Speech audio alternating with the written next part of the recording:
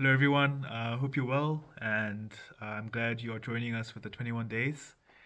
It's tough to be um, following after Pastor Leo's fantastic devotional and playing last the previous devotional. My one won't have any of that, unfortunately. But I'm gonna try to keep it short, and um, I'm gonna be opening with just a short tale that I heard very recently, a few weeks ago, and it's called the Chinese Farmer Tale, Chinese Farmer Philosophy. I'm sure a lot of you know it already, probably better than I do. But if you have heard it already, please bear with me, my rendition. But it's basically about a Chinese farmer that owns a horse, and that horse runs away into the wild. It just goes off, and the villagers nearby gather around and they start consoling the Chinese farmer. Oh, what a shame, like I'm sorry for what happened, and you must miss your horse and all that. But the Chinese farmer kind of responds apathetically, just saying, whatever, what happens, happens. I don't really care. Soon after that, the horse returns back to its owner, but this time with five wild horses with it. And crazy. The villagers go wild. They're thinking, wow, like you're so lucky, you know. Now you have so many horses, and what the heck? And the Chinese farmer responds same way. Oh, I don't really care. What happens, happens. Soon after that, the Chinese farmer's son decides to take one of the wild horses out for a ride. He falls, breaks his leg, and the people start talking again. Ah, oh, so unlucky. And Chinese farmer responds, you know, whatever.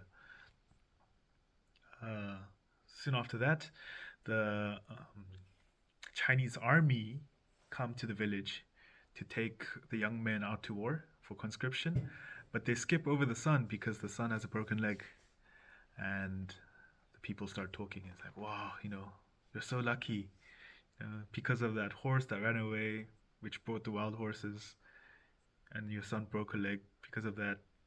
He doesn't have to go off to war. And the Chinese farmer responds the same way he does the previous three times.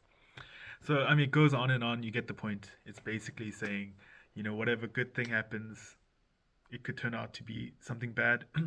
Whatever bad thing happens in the future, it could turn out to be something. Like you get the point. But I heard it for the first time a few weeks ago, and it's triggered a few thoughts, and I just want to like tie that in a little bit with my devotional. Let's get into the word. Psalm chapter 24 is where I'll be reading from. The earth is the Lord's and everything in it, the world and all who live in it. For he founded it on the seas and established it on the waters. Who may ascend the mountain of the Lord? Who may stand in his holy place? The one who has clean hands and a pure heart, who does not trust in an idol or swear by a false god. They will receive blessing from the Lord and vindication from God the Savior. Such is the generation of those who seek him and who seek your face, God of Jacob. Lift up your heads, you gates. Be lifted up, you ancient doors, that the King of glory may come in. Who is this King of glory? The Lord strong and mighty, the Lord mighty in battle. Lift up your heads, you gates. Lift them up, you ancient doors, that the King of glory may come in. Who is he, this King of glory? The Lord Almighty. He is the King of glory. So I named my devotional Looking Ahead and Looking Above. Just 2 points. Looking ahead, and point number two will be looking above. Just as we go into the new year, 2023. Um, so, point number one, looking ahead. So, with this whole Chinese farmer tale, it kind of touches on the subject of the unknown future, the consequences of events that will occur in the future.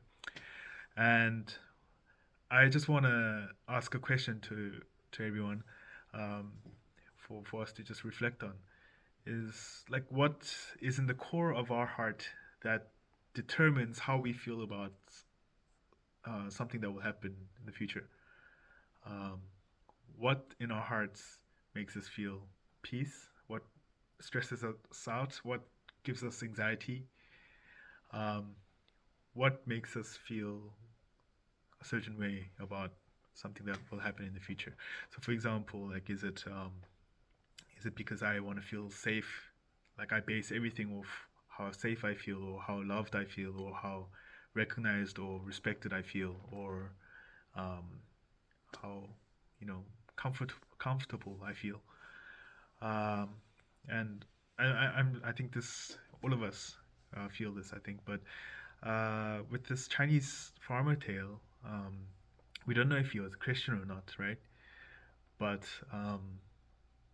for us, if we were to put ourselves in that story, we are as we see lighters are as believers know that there's a God, that he exists first of all, which is mentioned in Psalm 24. It's also mentioned there that he is the creator, that is sovereign, he's in control, and that he is the sustainer. Okay, we know that, but we also know that he is our Father in heaven. Whatever events happen in the course of 2023, good or bad, um, we need constant reminders, I think, that just, yeah, God is a God of love, a love that is beyond our understanding, that He is a God that chose to be present when He could have been absent. He chose to care when He could have been indifferent. And we're forgetful creatures. And I think we need to constantly remind ourselves because, yeah, we just need to depend on Him in our hearts as we look ahead to 2023. So that was my first point. I hope it got through okay. And my second point is just looking above. So in verses 7 and 9, it uses the phrase, lift up your heads, um, twice, I think. Yeah. And what does that mean?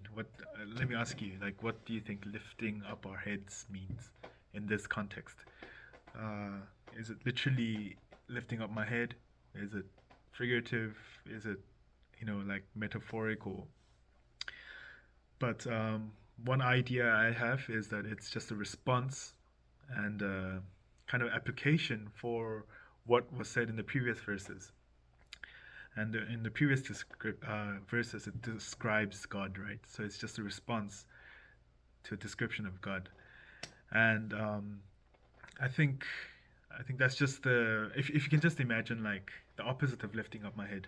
It's like lowering my head, uh, bent by sin, self-absorbed, troubled, preoccupied, distracted. But rather, if I have Jesus, if we seek after Jesus, if we have Jesus in our hearts, in our lives, we start looking up. Instead of feeding constantly ourselves, only ourselves, caring about ourselves, serving ourselves, loving ourselves, we start we start looking up, we start loving others, we start caring for others, we start serving others, we start depending on Jesus rather than depending on ourselves. So I think just this seeking after God's heart, as it says here in Psalm 24, is just essential. Um, and it would be such a pity if we do all this and we are top tier performing Christians, but we don't have hearts that are seeking after His, hearts that are, as it says here, seeking after pure hands or pure hearts. So that's just my encouragement to you as we start off 2023. That we started off um, with the right posture, looking ahead, with all the events that await us, to just depend on Him, to constantly remind ourselves, looking above, seeking after God's heart. Um, and yeah, that's it. Hope you have a fantastic day and see you guys at church.